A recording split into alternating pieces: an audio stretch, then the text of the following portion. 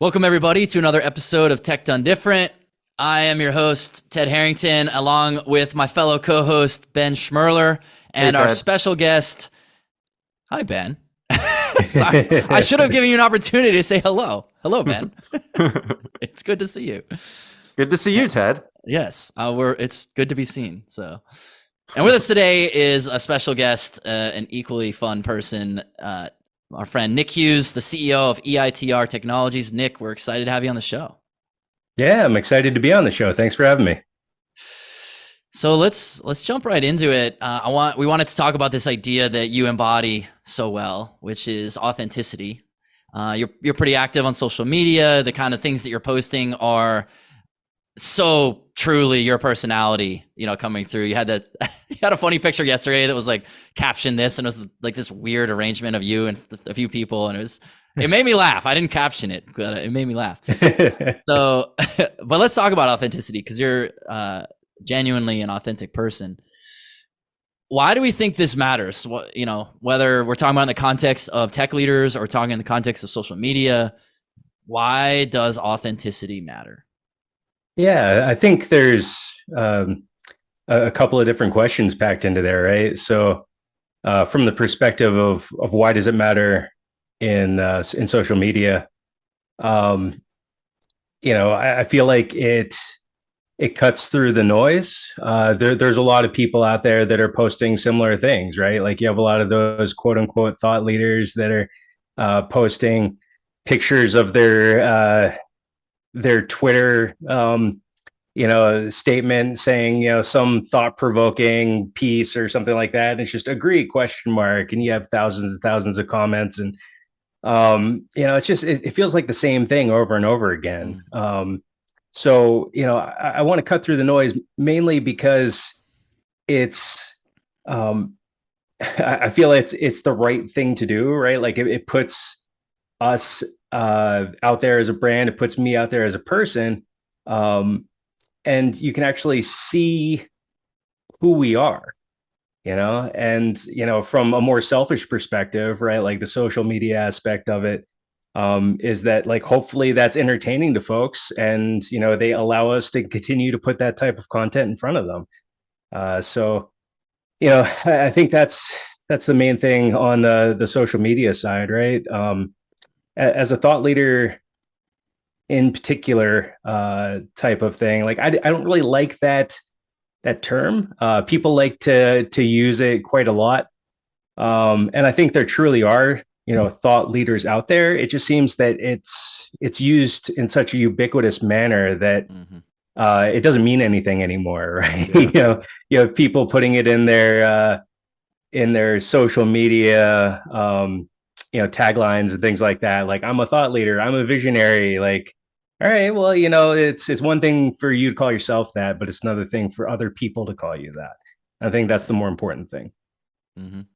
And you were explaining to me, you find this a little frustrating, right? I mean, you're a very authentic person. And so if you go on LinkedIn, I mean, these kinds of posts are ubiquitous. I mean, just look for anything in the news and you see it all the time. What is it like in your LinkedIn feed? How do you cope with that? I don't know. I mean, it is frustrating for sure. We're a small company, and I think we bring a lot of value. And really, the differentiator for us right now is ability to execute at massive scale, right? Like, we aren't the type of company that's going to come in there and put 100 people on a project or something like that. That's why you have the really big IT service providers. But when it comes to niche expertise, subject matter expertise, in cloud, cybersecurity, automation, us putting a person on a project is no different than your big four, your other companies that provide that type of service. One for one, I'd say we're the same or better. And so, like, getting the message out there is important to us. And the way that we do business is different. It's just authenticity is a big part of our message, because I think it sets us apart as a company, and it sets me apart as a business leader. Mm-hmm. It's interesting, this discussion we're having about authenticity, and definitely what you were talking about before about people calling themselves thought leaders or visionaries. I'm like, I don't think you can call yourself that. It's like, I don't know, people who like watch reality TV, and there's always, like, in those reality TV shows, there's always someone who's like, I'm classy. And that's always the least classy person. It's like, exactly, if you're calling yourself that thing, you're probably not that thing. So if you're saying you're a vision, like Elon Musk, who is legitimately a visionary, is not out there calling himself a visionary. right. And then there's people you've never heard of who are. So I guess what I'm getting at with that particular rant that I just went on that had no bearing on anything is, those are my favorite types of rants. Yeah, if we just follow those bunny trails wherever they go. But as we think about it, I'm one of the things that's really great about a show like this is that I get to selfishly ask questions related to struggles that we're going through at our company, or I'm going through personally.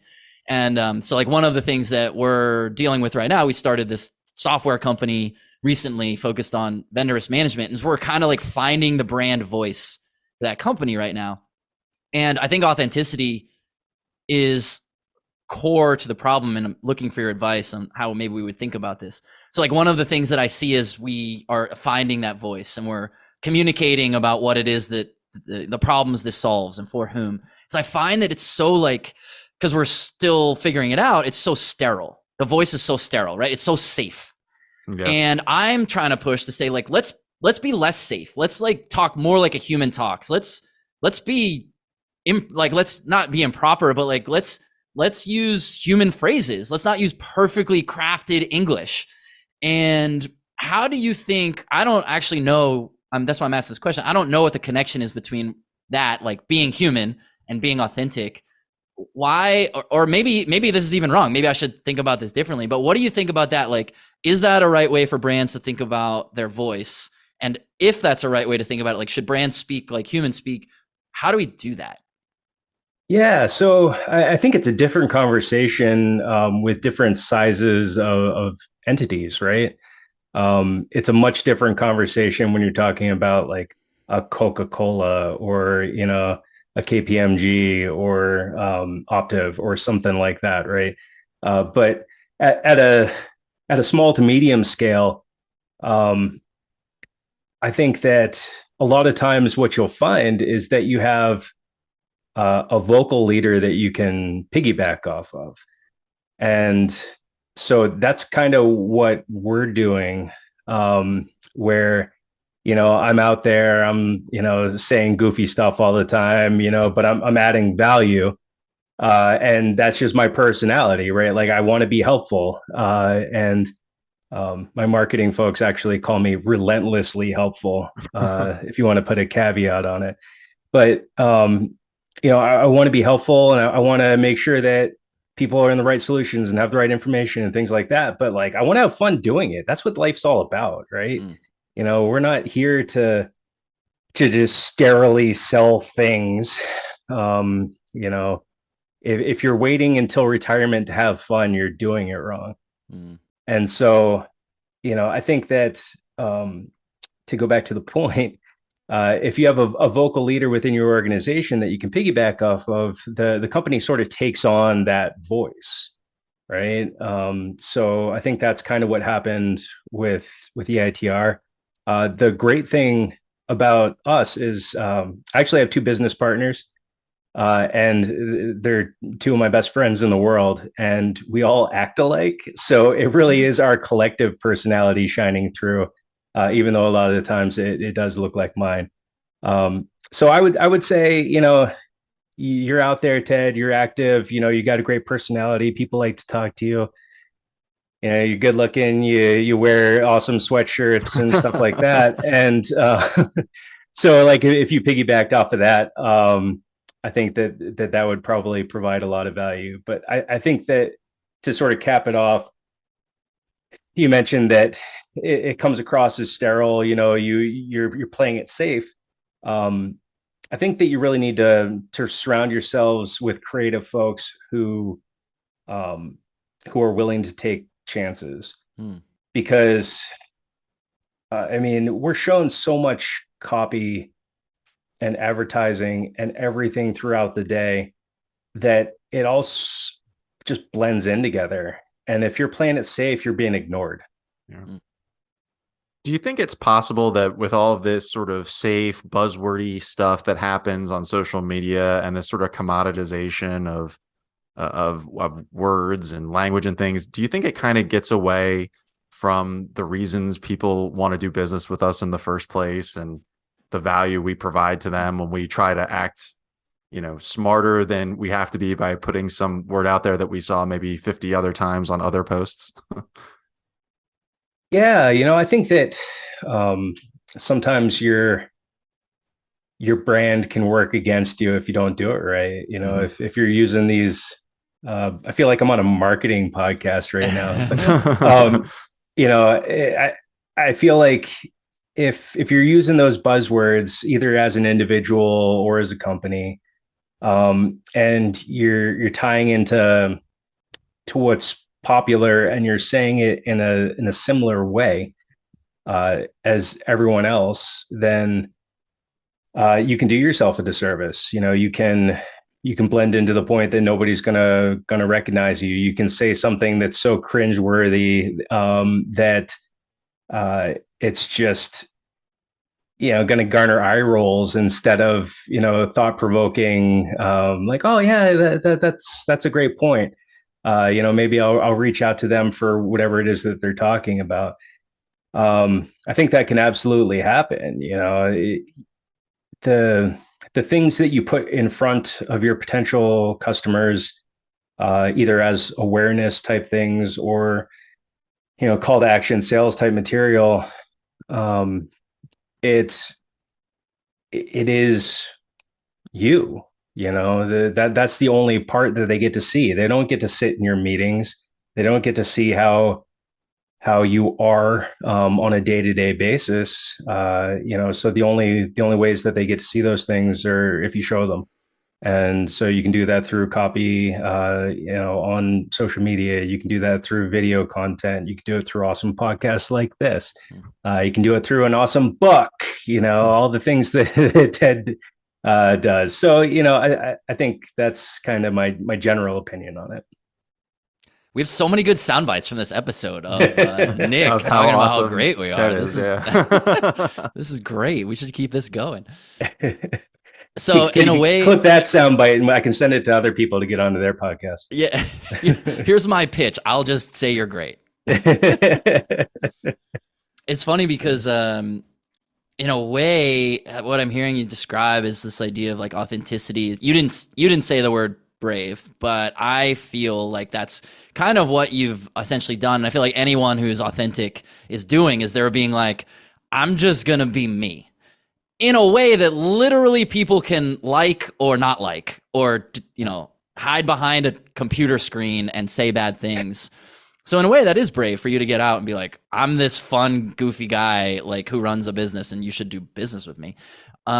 How did you get to that? So social media is a lot like high school, right? You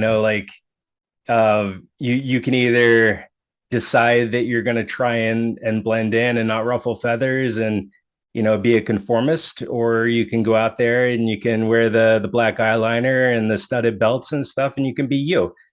So I think that being your authentic self is important, no matter what the venue is.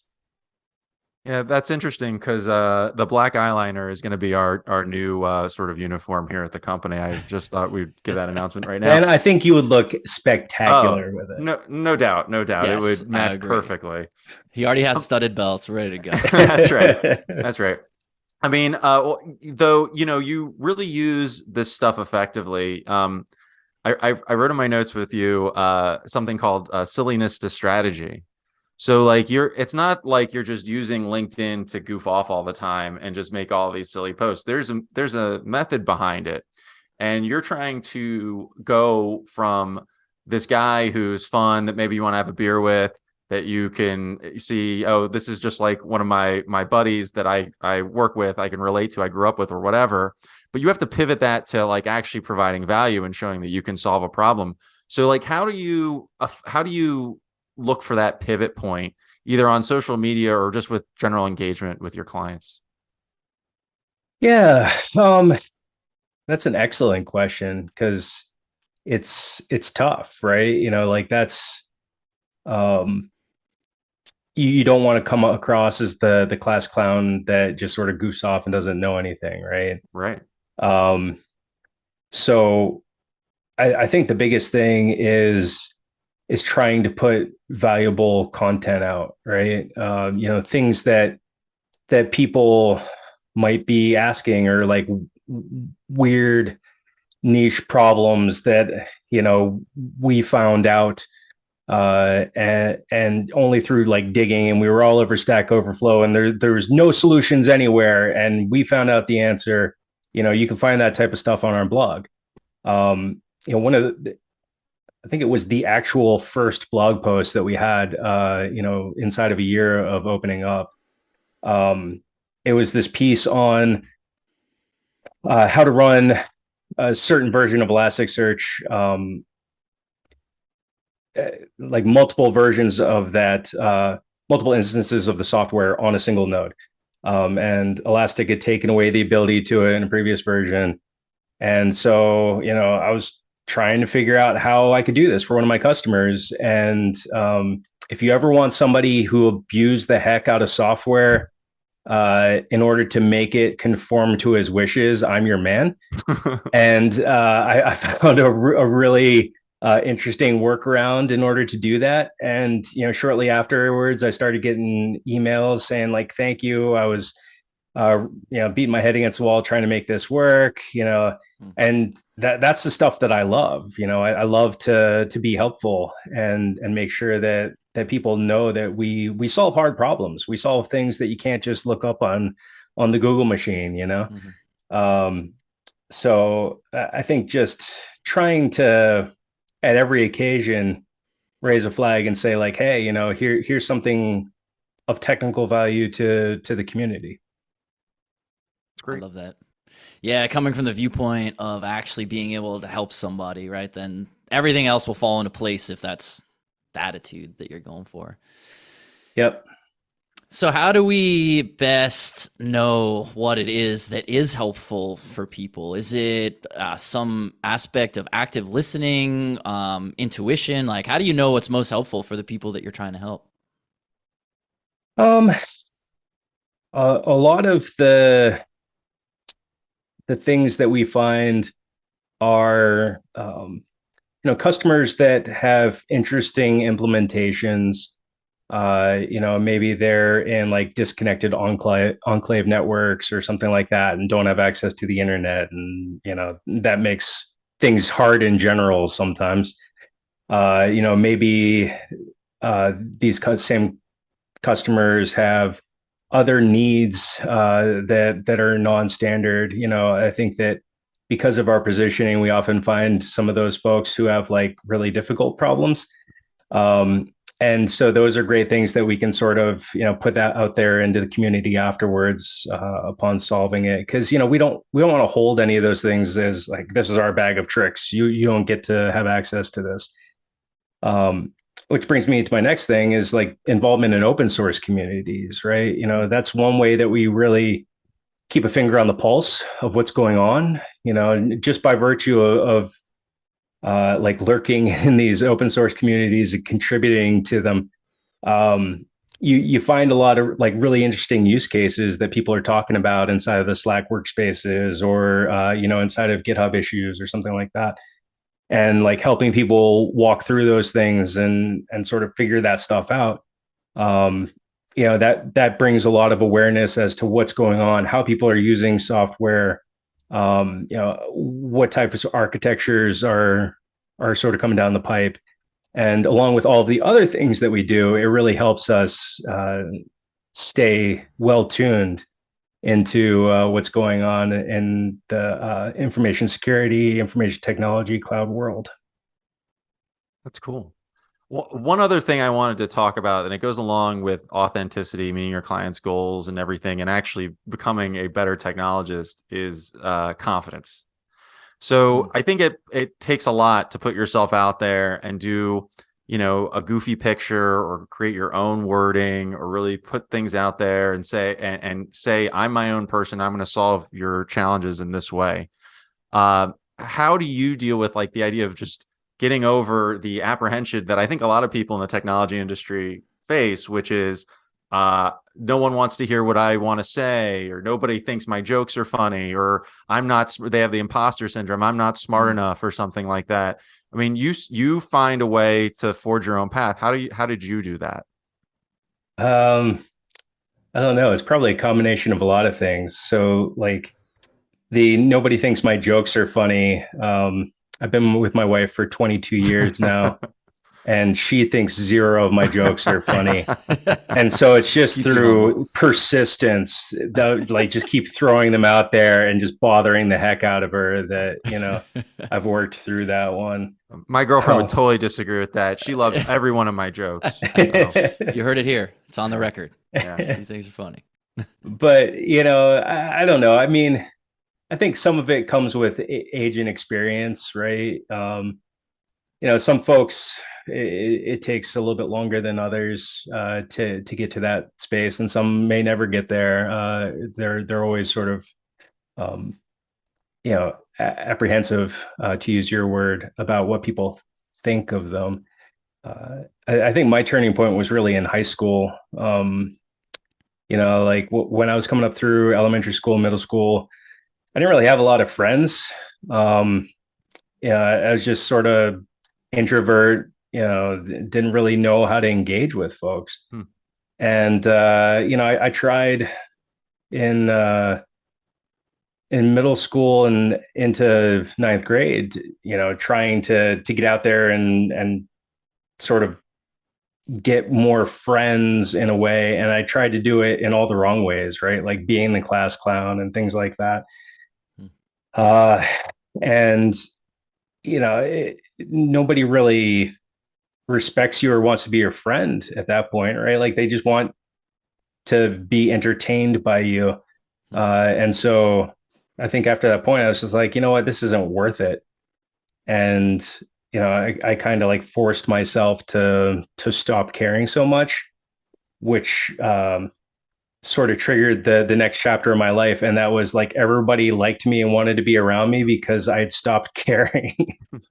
And I don't know why that is. It's a weird, teenager type thing, probably. But like, as soon as I sort of had that apathy of like, take it or leave it, this is who I am. This is who I'm going to be. And you can like me or not. Confidence is an attractive trait, though. And I think that's it. I mean, you discovered your confidence and then people found that attractive. Yeah. Right up until the point that, it starts to affect your wardrobe. Cause like my wife doesn't like this watermelon shirt. I go around in camo Crocs and she hates that too. Wow. So, I think there's like a happy middle ground probably to be found. That's cool. I have so many questions within the question about camo Crocs. I mean, you're really leaning into it. You're like, here's this thing that's ridiculous, but now I'm going to make them more ridiculous. Yeah. I love that. Well, I find you entertaining and I want to be your friend. So I think middle school you was onto something. So. Thanks, Ted. I appreciate that. Well, as our time is coming to a close here, is there anything that you want to leave our audience with? I don't know. I mean, the sage guru wisdom, I guess soundbite would be, always be your authentic self, be brave, put yourself out there and good things will happen. The not so sage wisdom would probably be like, look, if Crocs are comfy, just wear them. That's right. Because it's going to protect your feet. We're gonna go with the Croc wisdom, I think. So, there you go. Yeah. Why not both? Yeah, why not both? Well, Nick, thanks for spending some time. You're awesome. We really appreciate your time today. Yeah, thanks again for having me. Awesome. So Ben, authenticity. What do we think? What was your takeaway from what we just chatted with Nick about? I've known Nick for a little bit. You've known him longer than me. I think it's just super important. We're all, I mean, especially if you're in the business world, you're on LinkedIn. And I find it necessary, but also at times a little soul crushing because LinkedIn, you you're mean? on, yeah, because you're on it, and there's definitely good connections to be made, Yeah. valuable information to find, people to connect with, whatever. But then you search through all these posts where people are really trying very hard to put some kind of image out there, and they're forcing Mhm. it, Yeah. and it's not really good for anybody. Mhm. Maybe it makes people feel like they produce something, but they didn't really. And one of the things that's so great about somebody like Nick is what you see is what you get. Yeah. And you know that when you're dealing with somebody like that, when somebody's willing to put themselves out there, be confident that you know you're going to get at least a straight answer on things. Yeah. That can't be said for a lot of people. We've all probably dealt with these situations where they've gotten some kind of business engagement with someone and they realize shortly thereafter that they're dealing with someone that's maybe a little out of their depth, that maybe wasn't at what they put themselves out there as. Yeah. Yeah, that's a cool observation. I did not know what we were going to be talking about with Nick. I mean, literally, like, as you know, you did the pre-call with him.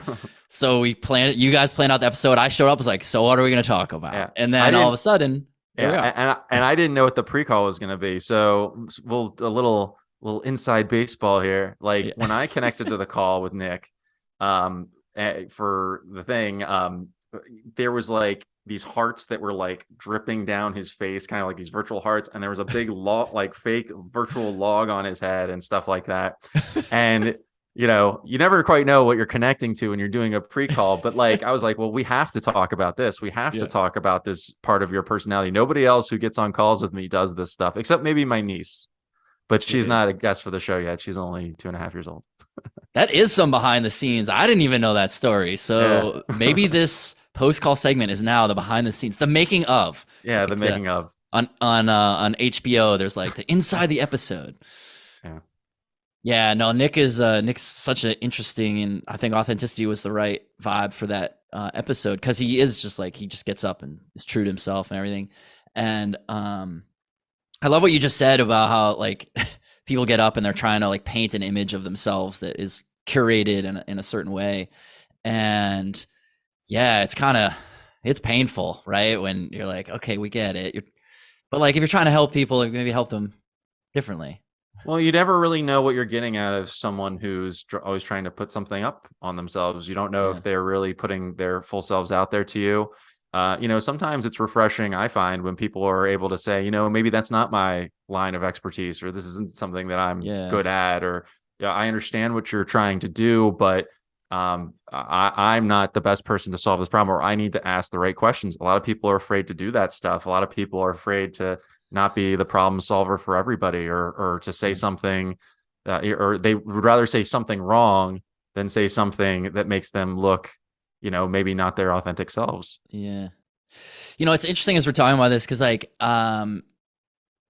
one of the ways that I talk about the profession of ethical hacking, the profession of security consulting, is that people in our line of work, we're going to tell you how it is, even if you don't like it. And that's a form of authenticity for sure. And I wonder, I don't know if this to be true or not, but I hope it's true.